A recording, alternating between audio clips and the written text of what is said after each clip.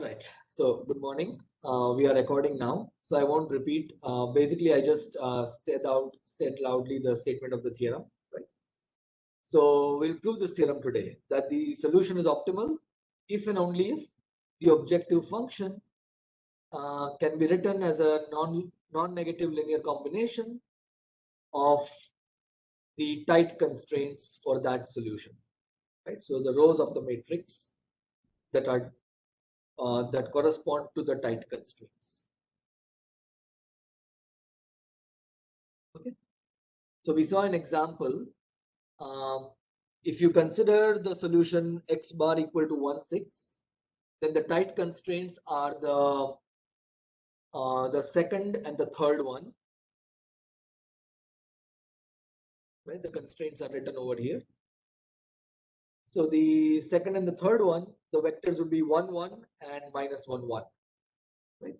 And so if the objective function can be written as a non-negative linear combination of these two vectors, then x bar will become an optimal solution. Otherwise, x bar will not be an optimal solution. Right? And we know we drew the cone of tight constraints in this particular case, right? And it looks like this, the red area, and the vector 1, 2 is in the cone. So that means that when you choose your C as 1, 2, this particular solution 1, 6 becomes an optimal solution.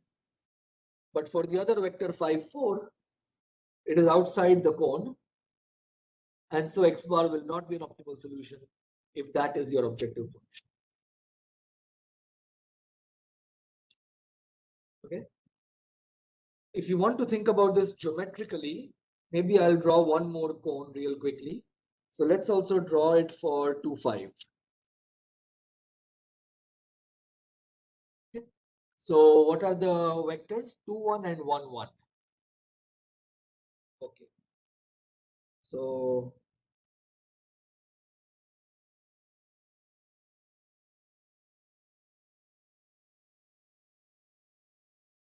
if x bar is equal to 2, 5, then the tight constraints are going to be 2, 1 and 1, 1. So that's the first and the second constraint.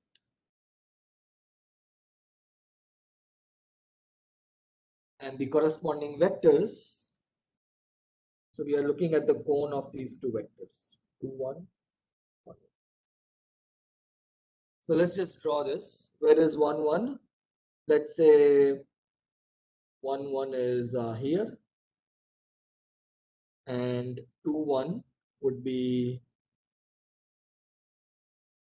here. Right? And so our cone, we draw these two rays. Right? These rays are all the non-negative multiples of these two vectors. Right? And the cone is going to be exactly the region between them, including the two rays.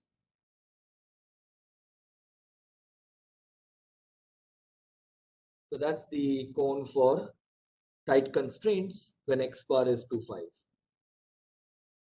Right? So this is the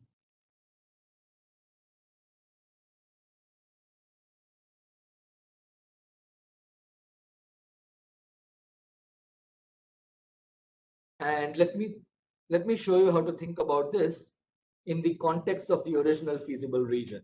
So what I'm going to do is I'm going to draw this cone in our original feasible region, but I'm going to shift the origin to the point 2, 5 just to give you a geometric intuition. Okay, so let's go back to our feasible region. Okay, so this is what our cone looks like, and I want to now draw the same cone in the original feasible region, but I'm just going to shift the origin to the point 2, 5 to give you a geometric understanding of what's going on. So it looks something like, let me use a green color maybe.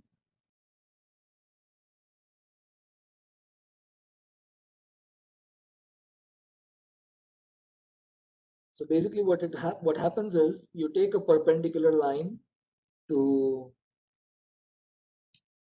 sorry, there's some problem. So we are looking at this point. So I'm going to draw a line perpendicular to each of the constraints at this point. Okay, so if you look at this constraint, the perpendicular looks something like this. And if you look at the second constraint, the perpendicular looks something like this. So this is exactly the cone of tight constraints at this point, except that I have shifted the origin to this 0.25. So what it really means is that you're drawing these two perpendiculars at the, right, so think of this as,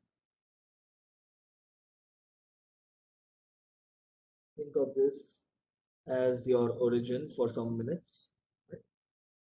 So this is exactly what the cone will look like geometrically. At least in 2D, we can imagine what it looks like, right? So you're just drawing the perpendiculars at these tight constraints. And if your objective function belongs to this region, this green region, then this point will be an optimal solution. Otherwise, it will not be an optimal solution. Okay.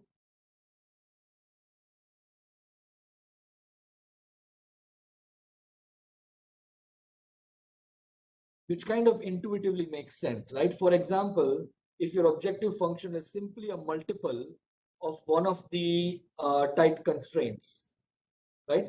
So it basically means that you can keep increasing in the direction perpendicular to that tight constraint, and this will become an optimal solution, right? So now instead of one constraint, we are taking multiple constraints which are all tight, and we are saying that the objective function should be a non-negative linear combination of the constraints. So I hope at least intuitively it sort of makes sense. So let's prove this using complementary slackness.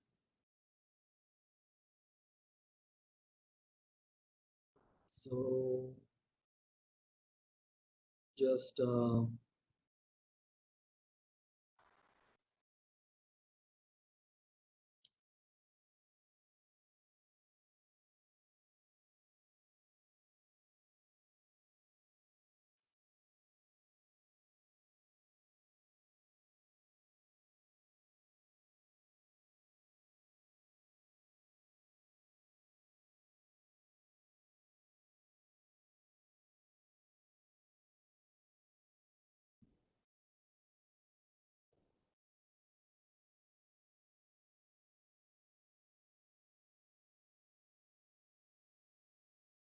are there any questions or concerns before we proceed to the proof?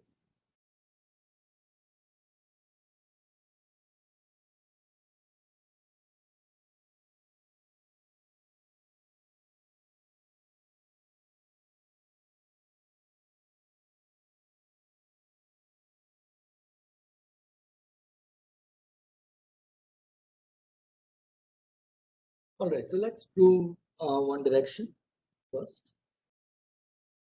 So let's say X bar is a feasible solution to our system. Okay. Well, that's already given. Let me not write that again. Let us assume that the feasible solution is an optimal solution.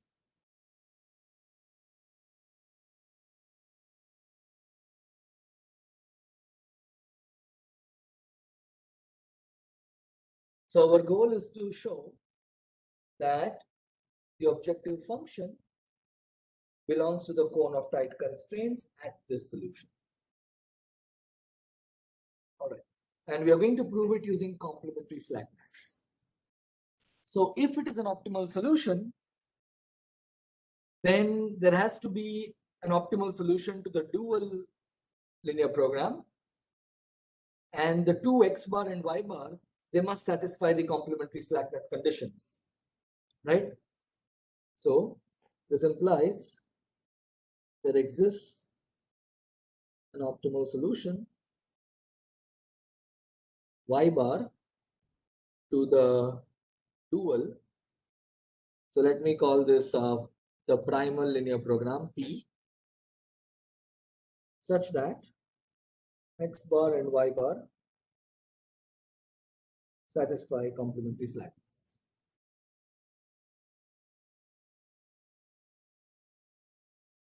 Let's write down the dual. So we have a maximization problem. So the dual is going to be minimization P transpose Y subject to A transpose Y. So C, and what about Y? Can someone tell me what are the signs here? What should I put in these question marks?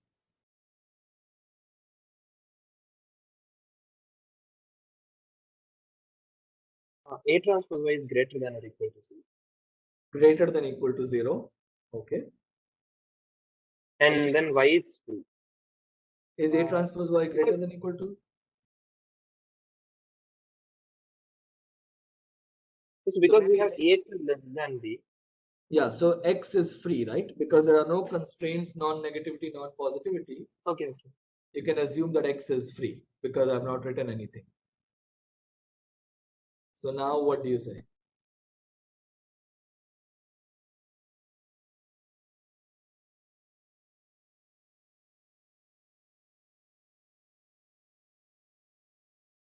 So like it's a natural constraint that AX is less than B for maximization is a natural constraint. So here also we should get natural constraint. You're making a mistake. Natural constraints correspond to natural constraints, or do they correspond to natural variables? Okay, they constraint natural variables. So Right. equal to here, sir. Okay, so what should I put? Equal to, sir? Equal to in the first one. And what about the second one? Right. That so is greater than or equal to 0. Greater than equal to 0. Exactly. Right. So we had free variables, so we will get equality constraints, and we had natural constraints, Ax less than equal to B. So the corresponding variables will be natural, which means non-negative, right? All right, so that is our dual LP. So because X bar is an optimal solution, there has to exist a optimal solution to the dual, and the two of them, X bar and Y bar, will satisfy complementary slackness conditions. So in particular, so what does that mean? It means that we have this vector Y bar that satisfies A transpose Y bar is equal to C. And we also know that Y bar is non-negative, right? Because it's a feasible solution to the dual. And on top of this, X bar and Y bar satisfy the complementary slackness conditions. Can someone tell me what the complementary slackness conditions are in this case?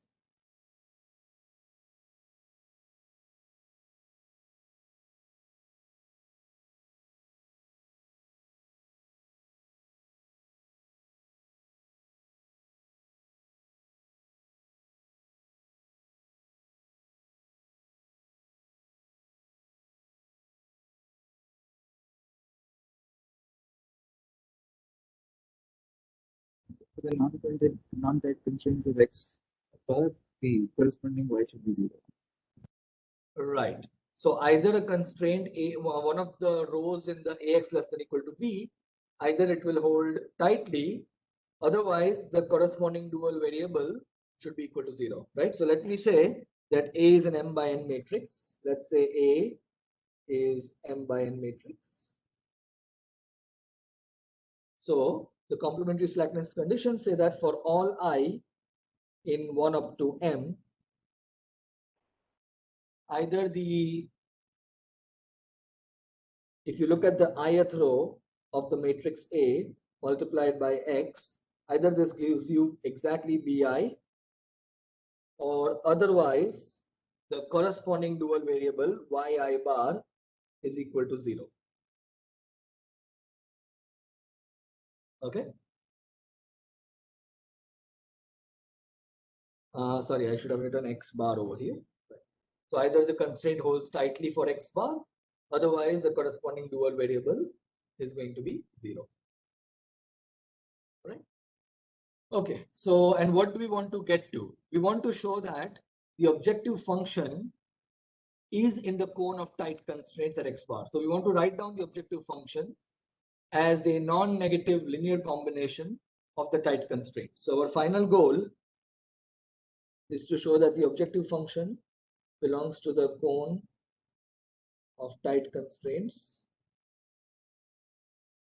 at x bar.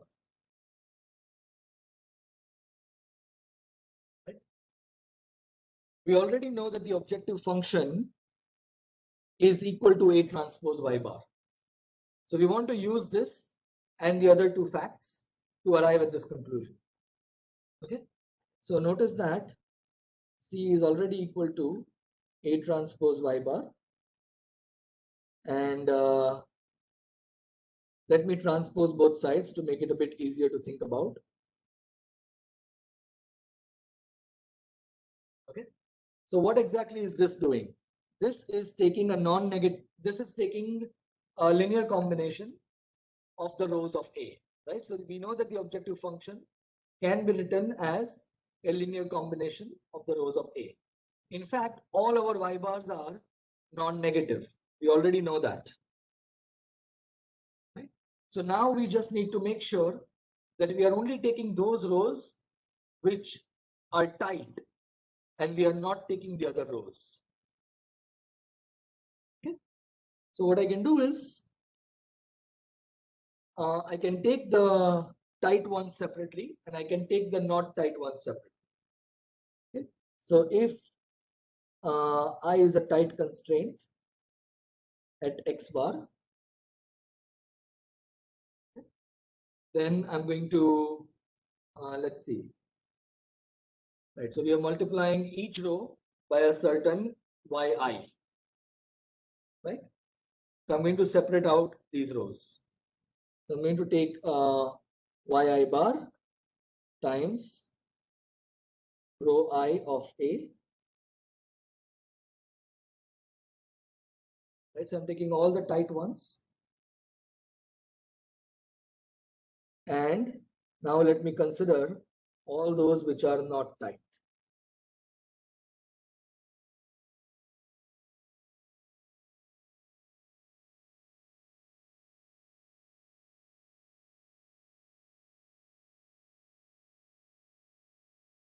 Okay.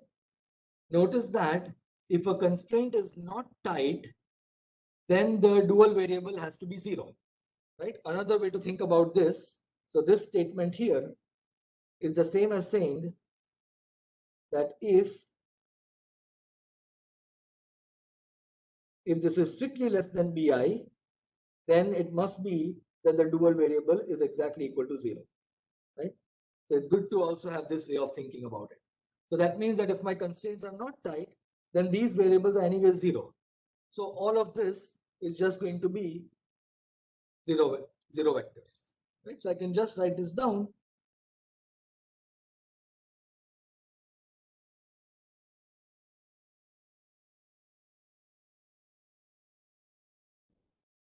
And so that means that I have, for all the tight constraints, I'm taking yi bar times that row of the matrix A.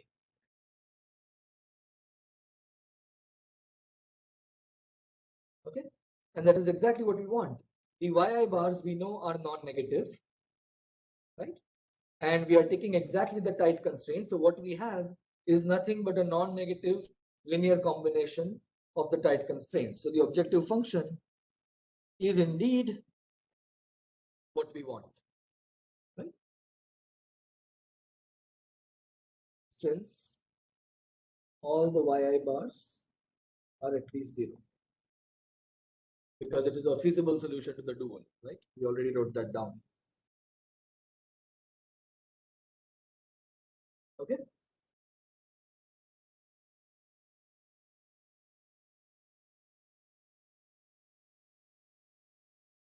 All right, so that is one direction. And the other direction is also easy.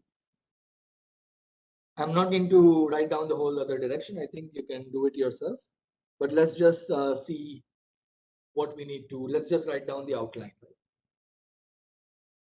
So now we are going to assume that the objective function is in the cone of tight constraints at x bar. So C is in the cone of tight constraints.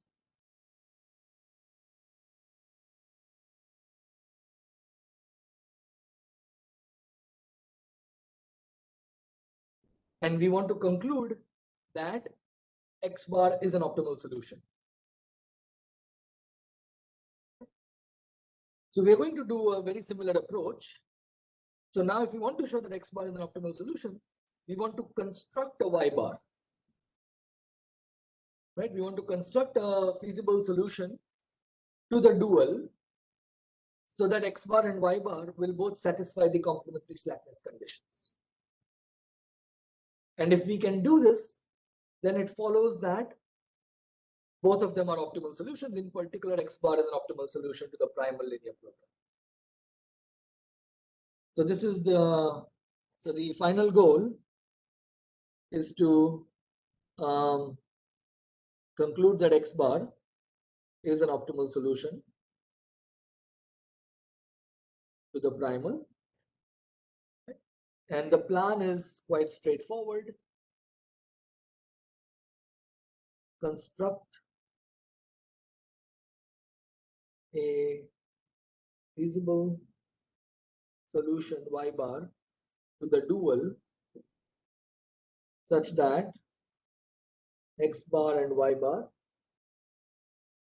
satisfy the complementary slackness conditions. Right? And how do you construct it? Well, you start with the fact that you are given that the objective function is in the cone of tight constraints. Right? So what does this mean? It means that you can write it as a non-negative linear combination of the tight constraints. And from this point, you want to use this to get to your y bar. Okay.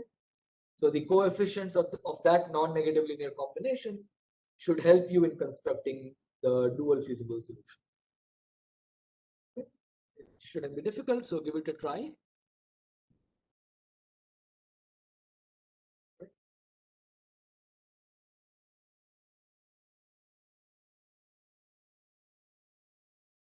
Okay, so I'm going to just say hence proved.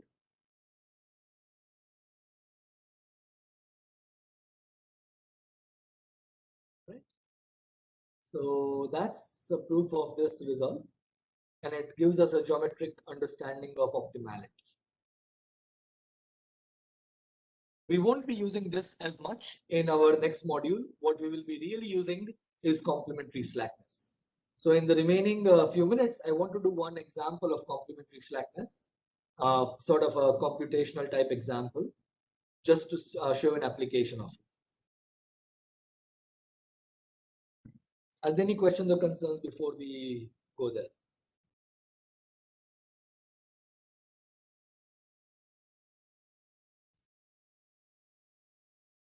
Okay, so quick announcement about what's going to happen next regarding the lectures. So I'm discussing with people at NPTEL and trying to get an arrangement where we can have live in-person lectures in a classroom. And I am a Blackboard person, so hopefully there'll be 1 or 2 Blackboards there. And we might be able to get both the options. We might be able to get live streaming along with recording. Okay, so those who are not on campus, they will be able to see the live streaming. And of course, anyone who does not attend the lecture for whatever reasons can then look at the recording as usual. Right? So the recordings, I'll be making them available on my YouTube channel as usual. Okay, so I'm meeting the NPTEL folks at 11:30 a.m. today. And after that, I'll send an announcement. So if we are able to start tomorrow, then we will start the in-person lectures tomorrow itself. Otherwise, if we are not able to start it tomorrow, I might just declare tomorrow as a holiday. Also, some of you have just moved in, so it will give you some break as well. And we will definitely start module 5 on Monday. Okay. So can we just directly start from Monday? We can just come to class. We can Sure. just start. Yeah, I'm actually okay with that. I don't. Also, I do feel that break is required for some of you and maybe all of you. I don't know. So yeah, we can do that. Let me just have a discussion with them today, and if they have already made arrangements for tomorrow's Blackboard lecture, then because I think they had to switch, they had to do some switches. So let me just confirm today afternoon what we are going to do tomorrow. Okay. But I am willing to consider canceling tomorrow's lecture as well and directly starting from Monday with module 5. I don't want to do module 5 using the tablet anymore because it is actually the module that makes the most sense to do it on a Blackboard in a live class, right? In an in-person class. So I don't want to start module 5 on the tablet. Okay. So anyways, I'll send an announcement this afternoon regarding tomorrow's lecture, if we are going to conduct it or not. Any other questions or concerns? Any other comments?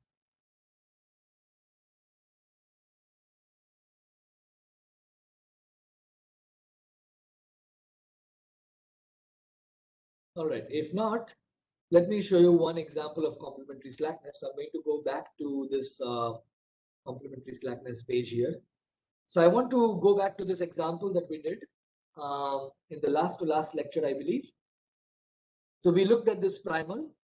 We wrote down the, wait a second, is this the same example or is it a different one? 1 second. Let's check.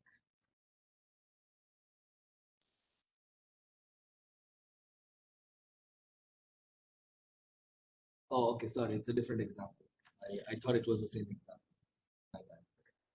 All right, so in that case, you know what? We can just start on a new page. Okay.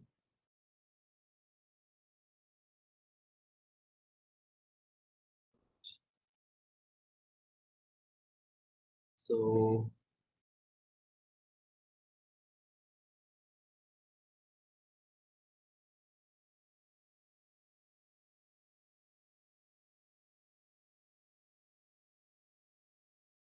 okay, so let's write down these LPs. So I have a maximization problem here.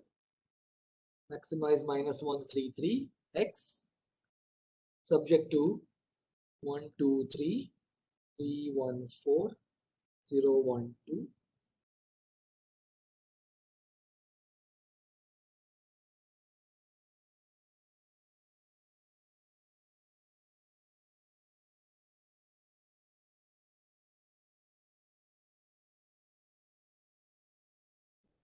And let's write down the dual quickly. So we have a minimization problem. 762 appears here. Y vector subject to, let's take the transpose 1 2 3 3 1 4 and 0 1 2. And y, and on the right we have minus 1 3 3,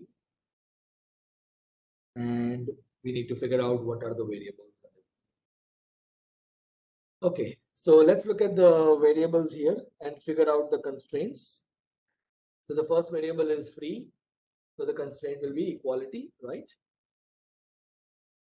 The second variable is non-negative, which is natural, so minimization problem, and natural would be greater than equal to. And the third variable is unnatural, so we will have a less than equal to. And now let's write down so the first constraint is a less than equal to, which for a maximization problem is natural, so we have greater than equal to 0. The second variable is, the second constraint is an equality constraint, so the variable y2 is free. And the third constraint is greater than equal to, which is unnatural for maximization, and so y3 is non-positive. Okay. Let me know if there are any mistakes.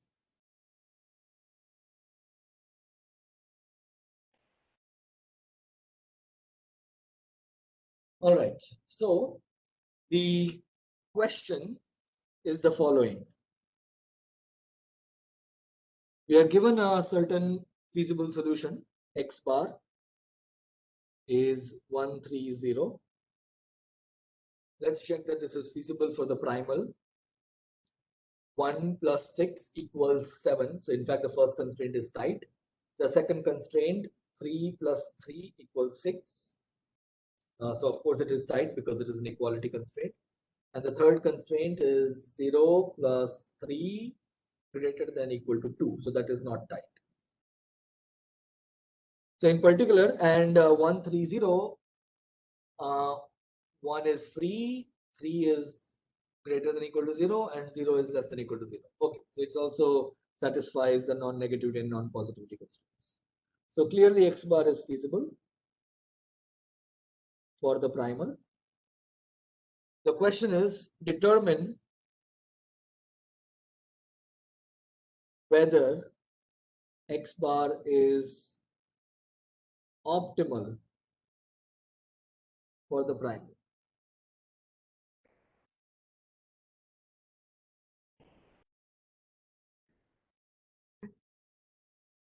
So we are going to be able to do this using the CS conditions, and that's the example I want to show you. I want to conclude this module with CS because that's going to be most important when we go to the next module. Okay, one of the most important things, apart from, of course, weak duality and strong duality, but really it's the complementary slackness conditions that will be driving the design of our algorithms. Okay.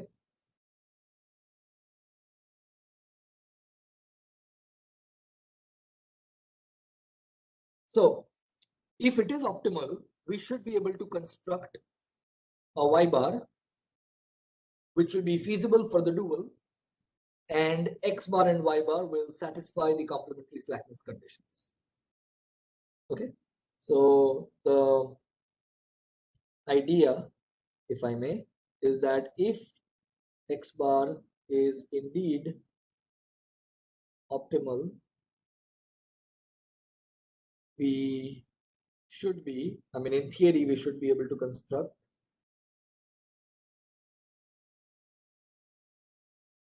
a feasible solution Y bar to the dual such that X bar and Y bar satisfy the CS conditions. Okay, so we are going to base our approach on this idea. Okay, so we want to try to construct this vector, and if we succeed, we know that X bar is optimal, and if we can prove somehow that such a vector cannot exist, then we will know that X bar is not optimal. Okay, so we want to make sure that X bar and Y bar satisfy the complementary slackness conditions. So let's see what that means. Can someone suggest what to do now? So the Y bar is some Y1 bar, Y2 bar, Y3 bar, right? So now I'm going to let you all tell me how we should proceed. X bar is already given to you, and we need to construct this Y bar. So how should we proceed?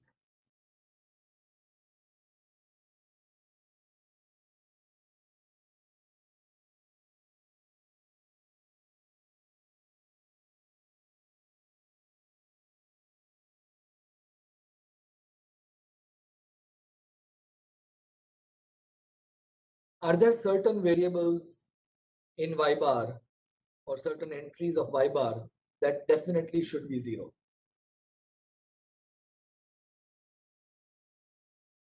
Y3, sir. Y3 bar. Why? Okay, why? 0, 1, 2 was not tight, sir. Right. The third constraint is not tight for the primal, and therefore the corresponding dual variable must be 0 if you want them to satisfy the complementary slackness condition, right? So that is the first point. So the tight constraints at X bar are 1 and 2. In particular, constraint 3 is not tight for x bar, which implies that y3 bar should be 0. Okay. All right. Okay, so we can basically eliminate the third column, right? We can forget about the third column. Okay, and so that will give us, okay, so that gives us some information that we don't need to worry about y3 bar. We know it is always going to be 0. Okay, what else can we say now? So now look at the dual. What can you say about the constraints of the dual?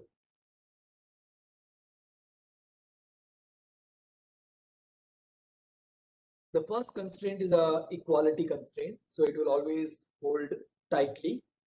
What can you say about the second and third constraints of the dual?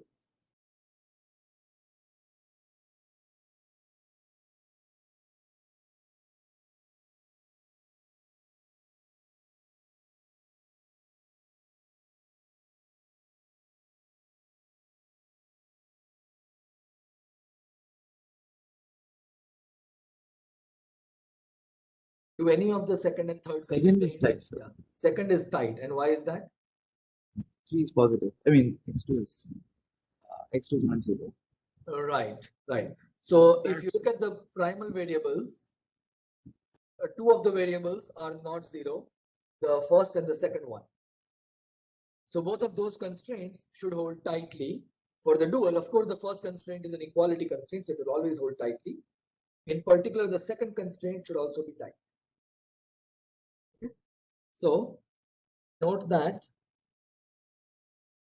x1 bar is not 0 and x2 bar is not 0, and that implies that y bar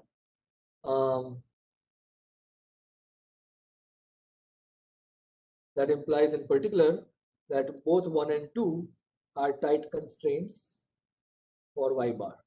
Of course, 1 is always tight since it is an equality constraint, so I don't need to really say that. Okay, so now let's see what we have. We've got y1 bar plus 3y2 bar plus 0y3 bar, because y3 bar is 0, right? So that doesn't matter, is equal to -1. So what do we have at this point? Y1 bar plus 3y2 bar is -1. And the second constraint we know has to be tight. So we get 2y1 bar plus y2 bar plus 0 is equal to 3. 2y1 bar plus y2 bar is equal to 3. Well, at this point, we already have two equations in two variables. So let's see if we are able to solve this. So what do we get? Let's multiply this by 2. This becomes a 2. This becomes a 6. And this becomes a -2. And now let's subtract. So what do we get? 5y2 bar is equal to -2 -3 -5. And so that means that y2 bar is -1. And if I plug that in here, 2y1 bar minus 1 is 3. So 2y1 bar is 4. And so y1 bar is 2. Right? And we know that y3 bar is 0. So what we have at this point is 2, -1, and 0.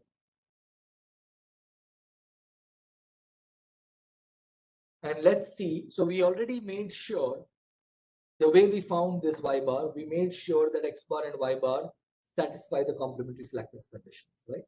That's how we found it. The only thing we need to check now is that y bar is actually feasible for the dual. In particular, we ignored the last constraint, so we should check that. And we also ignored the non-negativity and non-positivity. So let's see, 2 minus 1, 0. Let me just write it down here.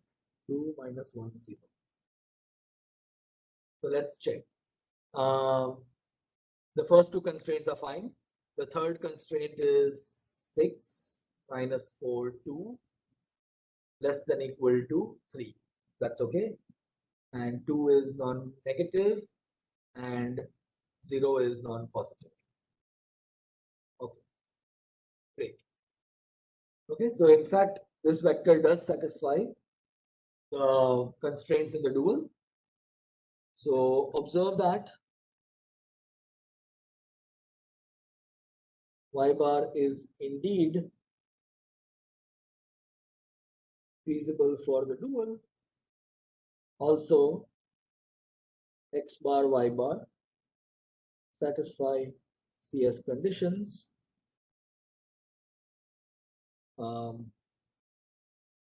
Follows by our approach.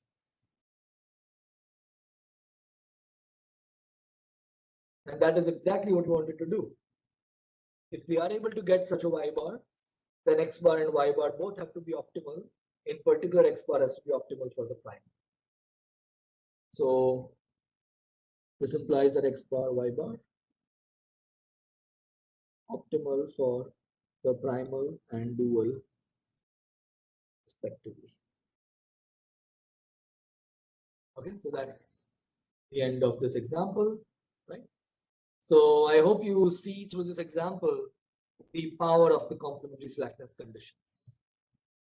Right?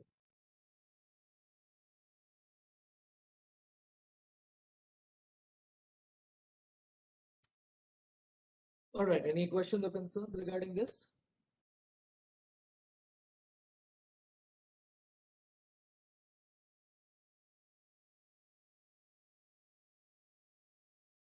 Okay, so I am going to call this the end of module 4.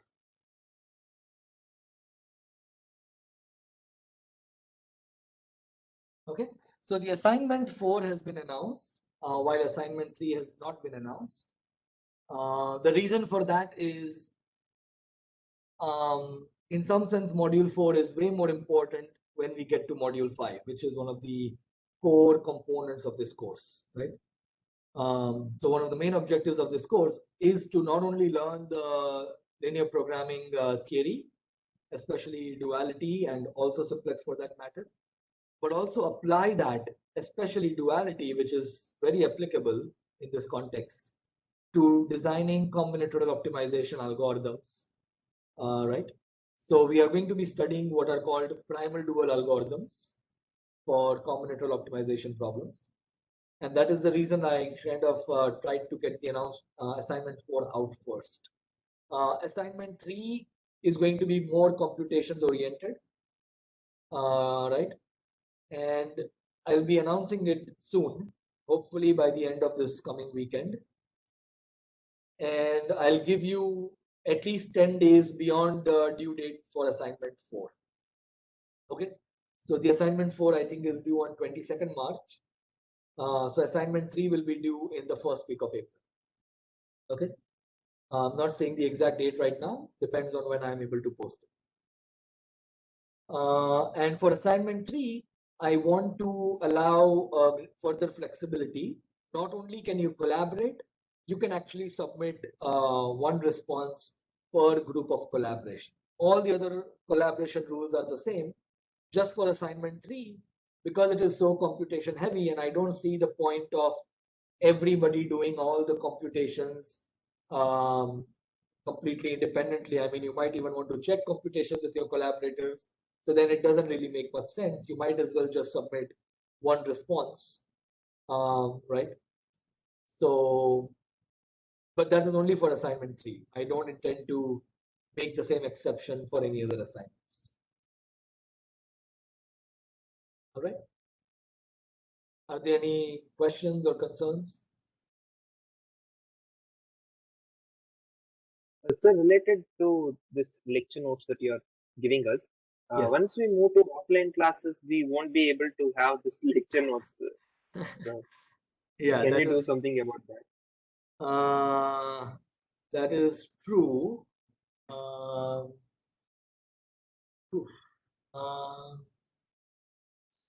Well, so I'll be very honest. So the topics until now, I have more or less taught when I was in Canada. So I also use my lecture notes from those days to guide my new lecture notes. So I do write my new lecture notes, which is what I refer to when I'm delivering the lecture. But I also use my notes from the time I was in Canada to guide me and to make it a bit easier for me to get all the notes, right?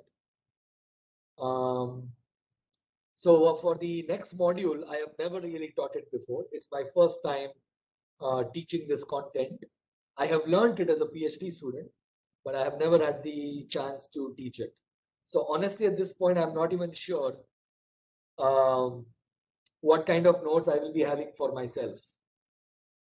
I will try. So if I manage to make decent paper-based notes for myself, I generally do things on the blackboard or paper or stuff. I will try to scan them or get photographs or something and share it with you, but I am not going to make any promises regarding that, right? Because I'm going to be preparing these notes on the fly. I just don't know whether they will be share worthy. You know what I mean?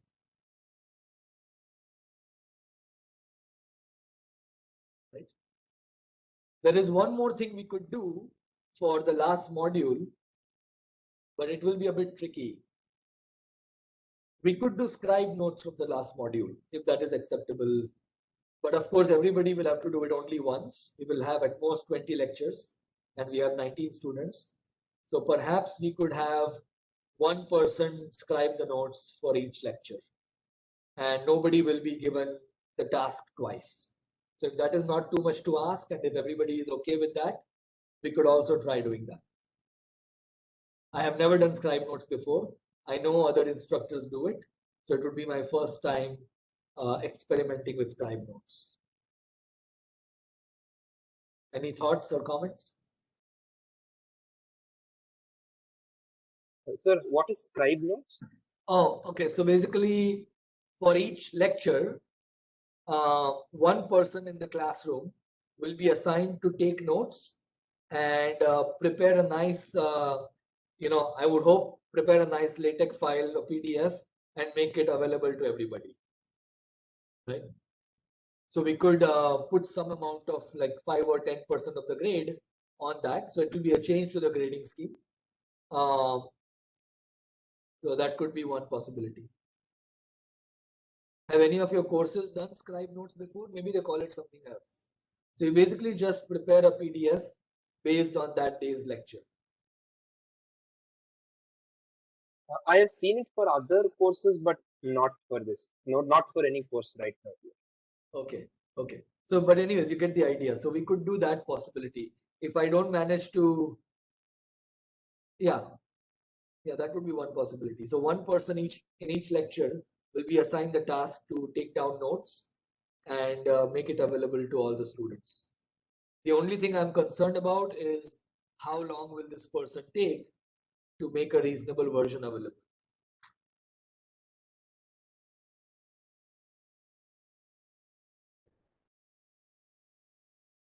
We can probably discuss in the in-person lectures what to do. Is that okay? Yes, sir. Okay.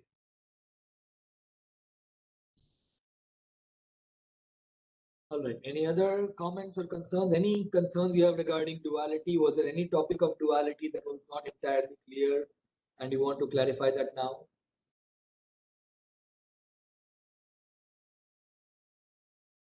Okay, so what I suggest for those of you who have fallen slightly behind, maybe you are not in the lecture, but you can see it in the recording.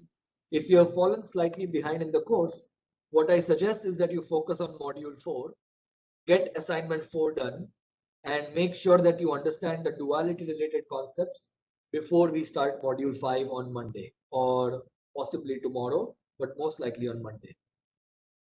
And you can probably put simplex on the back burner. So you can keep revising and revisiting simplex material, but that's not going to be super crucial for module 5.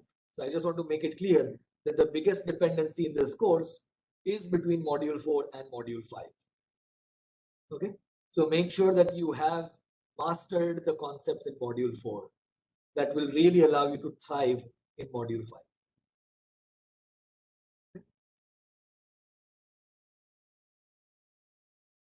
All right, so that's all I have to say for today. I'm here for any questions or concerns for the next 10 minutes. Feel free to leave.